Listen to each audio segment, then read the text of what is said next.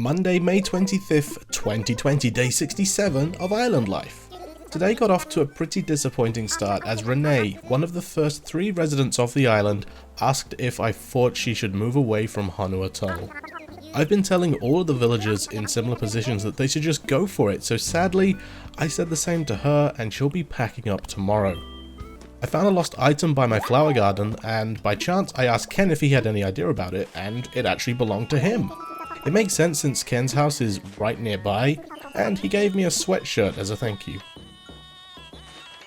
It's been a while since I came across a villager who was crafting something that I didn't already know how to make, but today Shep was crafting a straw umbrella hat. I don't think I'll ever find a use for it, but it's cool to learn something new. Speaking of something new, I dug up an amber fossil today, which is the penultimate fossil that I needed to donate to the museum, and Blathers was of course delighted. Kit taught me the sadness reaction today, and she seemed a little too pleased with herself for it. Then I noticed that CJ was in town and it sparked some inspiration. After completing his task of catching 3 small 5 fish in a row, try saying that 5 times fast, he began to buy fish off me for an extra 50% of their value. Since I've been low on bells ever since I bought the Royal Crown, I figured today I would kill 2 sea bass with 1 stone. I think that's the expression. I wanted to finally complete the Nook Mile goal for catching 100 fish in a row without failure. And at the same time, I could sell all the fish to CJ and make some serious bank. I was unable to fish for as long as I wanted to unfortunately, but did bring a fresh streak up to 53 fish in a row without failure and made a few 100,000 bells, and I'll definitely keep the fishing up tomorrow. Tuesday, May 26, 2020, day 68 of Island Life. It was time to say goodbye to Renee today. Along with Kevin and myself, she was one of the first 3 residents that landed here 68 days ago. I've grown really fond of her in that time, and I hope I get a chance to see her again. And I'll always remember the day she moved away, since it was also the day that I finally grew my first blue rose on Honu Atoll. All of the hard work has paid off, and it's only taken about 2.5 weeks of attempts since switching to this 4-step method. It was finally time to clear up this huge flower plot and focus on the final missing hybrid, the purple windflower. Continuing on from the Castmaster achievement that I was focusing on yesterday, Wolfgang wanted to know if I could help him catch a Dana dragonfly. I easily caught one, first try of course, and when I delivered it to Wolfgang, he rewarded me with an instant muscle suit. I'm not quite sure what to make of that. And not too long after that, I completed the Catch Master Nook Miles reward by fishing up a clownfish. 1,000 Nook Miles as a reward for that seemed a little insulting though.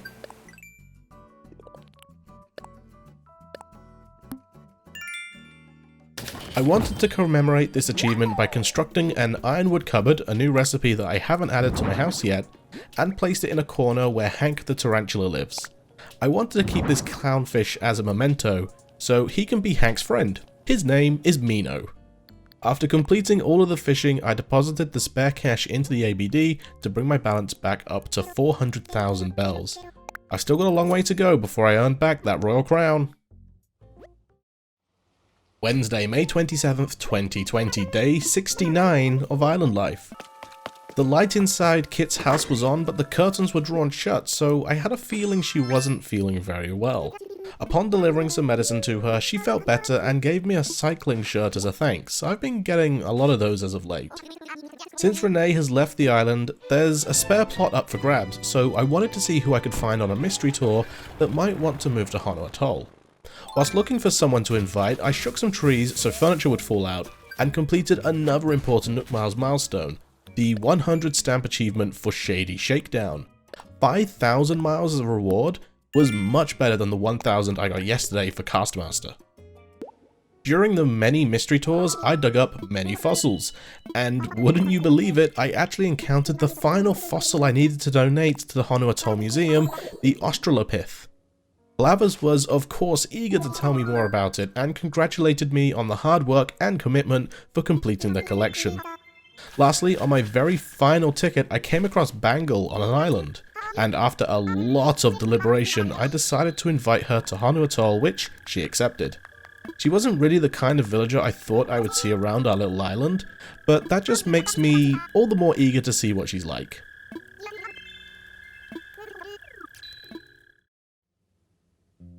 Ladies and gentlemen, hello and welcome back to Animal Crossing New Horizons. Right now on Honolulu, it's 6:50 PM on Thursday, May 28th, 2020, day 70 of Island Life.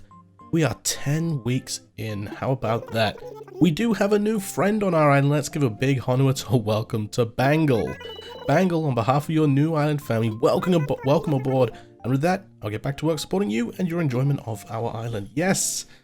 I finally got another peppy villager after Flora left, and let me tell you, yesterday villager hunting on stream was interesting. The amount of times I got a cranky was insane. I saw Monty. I think I only went on about maybe 40 island tours just looking for a peppy, but not necessarily like, ooh, money, but not necessarily like a super duper popular peppy. Oh, it looks like I didn't clear up some of these flowers, but that's fine.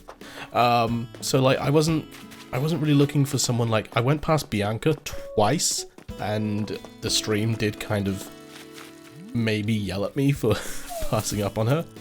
27,000, okay. Well, oh, actually no, that's good. That's good. I tripled my money. I didn't get the 3 times 10k. Well, sweet. Nice. That's what I like to see. I'm low on money, so that's good. Yeah, but I saw Monty 3 times. I went past Marina twice, and I swear I was gonna get like people yelling at me all over the place. I must have annoyed so many people for passing up on Marina. Missing a tool. No, I'm not, because I'm holding it. Yeah, it was just kind of somewhat amusing to me, I guess. As you guys can see, and as you saw earlier on in the video, I got my first blue rose. I finally got it through the asteriation method. Who was the person that came up with the 4-step process that I showed off in a video about 3 weeks ago. So yeah, it took me about 2 weeks to get that. 2.5 to 3 weeks, I would say, because I had already started the big long foolproof one, as I called it, from Pale Claw, whoever it was, I can't remember. I think they go by like Paler on like social media, but then on Reddit their username was Pale Claw, the big long one before it was optimized. I get a lot of questions about that, saying, oh, the document that you link to shows using it with oranges instead, and I was like, that's because it's kind of been optimized since I showed it. But yeah, I had a bunch of purple roses that I was going to that I started using that method. Well, obviously it all starts with white, and white makes purple, so I had a bunch of purples, so I did have a little bit of head start on the 4-step asteriation method. But all in all, 2.5 to 3 weeks of constant flower watering and being like, hey friends, do you want to come, ooh, oh, nugget. Do you want to come over and water flowers? I'll water yours in return. I'm pretty certain that like no one else wants flowers but me. So yeah, the idea now for this area of town, so I'm still looking for purple windflowers. In fact, in the last episode I had a bunch of blues sprout up, and I had a look, and I had a quick ask of the people that know what they're doing. They basically said separate each blue windflower, because one of them might be good, one of them might be bad, water them so that they produce a clone, and then breathe it with themselves. That way, if you have a good one, then it doubles to be another good one, and then it can produce a purple, and if it's a bad one and it clones and you breed it with itself, it will never produce purple, but that's fine. But basically they said there's no point testing it, because with the amount of red windflowers I had, I'm probably going to get a purple out of these before I get a purple out of those, so it will be interesting to see if we get them. But yeah, so yeah, the idea for this area, this section will probably be destroyed. I'm gonna put a pond in here. I want to put a pond round about here because I don't have a fishing pond to catch the pond fish in the game yet. I kind of do in the botanical garden. Oh, by the way, because I did so many villager tours yesterday, this is how many duplicate recipes I have now. It's bonkers, absolutely bonkers. So yeah, I've kind of got a couple of ponds here which fish do spawn in occasionally, but they don't really have a lot of room. Oh, are you gonna teach me a reaction? You and I have to talk. You ate my raisin bread, didn't you? Won't be angry, just tell me the truth. Tee, just kidding, darling. It was simply demonstrating the intense reaction. Oh, this is fantastic. Go on, give it a try. I love this. Ready? It looks more guilty than it does intense. Where was it? Oh, I got sadness as well. Intense. Yeah, it looks like I'm up to something. It looks like I'm guilty. These guys gonna have a conversation? Oh, come on. I love it when two villagers talk with each other. It's fantastic. Yeah, so that's one of the reasons why I was really happy to get a Snooty.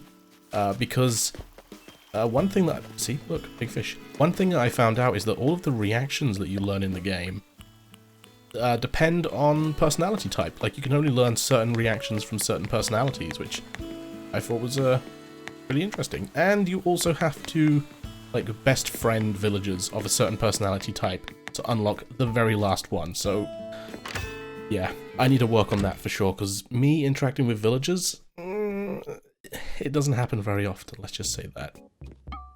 Okay, hello Timmy and Tommy, how's it going? Okay, nothing really that I care about here. I might come back and buy that couch later on, because it's kind of cool, the diner couch. But yeah, nothing that I really care about there. So, something else that happened yesterday as well, whilst doing the villager hunt, was I found my final fossil, and the fossil museum exhibit is complete, and I am so happy about that. It was quite funny because I was talking about it again while streaming, twitch.tv/Dazban, if you fancy coming along and saying hi. I was talking about it, and one of my moderators, Alp, she said that, oh, which fossil are you missing? And well, actually, I don't think it was Alp that asked that specifically, but people were asking which fossil are you missing. I was like, oh, it's the Australopith, or whatever it's called, the human skull in that last back section. And Alp was just like, oh, I actually dug one of those up today. Do you want me to send it to you? I was like, oh, yes, please. And then I was like, actually, no. You know what? Please don't send it to me. Because I have currently got like 99% of the fossils under my own Steam. The only one which is an exception to that is I had a couple of people send me duplicate parts of the T-Rex back when I had the T-Rex behind the museum. And then when I decided to take the T-Rex down, I put it all in storage. But I didn't actually have a T-Rex tail at that point of my own. But I never donated it. I put it in my storage, so I've still got the full T-Rex in my storage.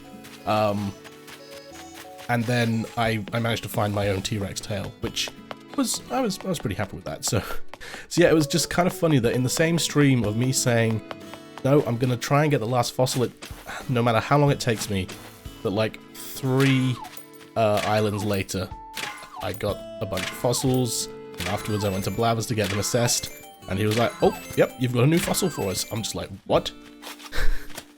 So I have now completed the fossil exhibit in... Oh, that's kind of funny, actually. I just realized how many days it took me. It took me 69 days, tee-hee. It took me 69 days to complete the fossil exhibit, all by myself. Blair, those glasses are fantastic. So yeah, let's go say hi to our new villager. We're gonna have to redo her garden a little bit. I would say I'm probably gonna replace the purple roses with some orange ones instead, because she's a sort of brownish yellow tiger, and it is Bangle. I took your advice, I bailed on everything and everyone I knew. Oh. I moved here. I live here now. Walking distance from your house. True. You, the only person I know here. We're gonna talk so much, I instantly regret it. I'm just kidding. Oh man, it was so funny because people were like, oh, who are you looking for? Who are you looking for in particular? I was like, I'm not really looking for anyone in particular. All that I'm looking for is a peppy that I kind of like. And my list of peppy villagers that I like was like half of the peppy list. And I think the only peppies I came across... I can't remember who I came across first. I'm pretty certain I came across Bianca first. Sorry, let me just deposit some money. I came across Bianca first, then I came across Chrissy, which I just instantly like turned away from. I was like, you know what? No. Every time I see her, it's gonna remind me of Bubblegum KK, and I can't stand that track. Yeah, as you can see, I also completely ran out of Nook Miles. Heck, I even had people send me a bunch. And then I came across Bianca. And that was within about 30,000 Nook Mile tickets. Sorry, 30,000 Nook Mile tickets? No, about 30 Nook Mile tickets. And that's when we started seeing duplicates. So my first duplicate I saw, I think, was Angus. I was like, oh, I've already seen Angus. Why am I seeing him again? And then we saw Monty again. And then I saw Marina again. And then I saw Monty again. I was like, what? I've seen Monty 3 times now. I'm sick of this guy. So yeah, I kind of got a bit worried that there was some type of a cap.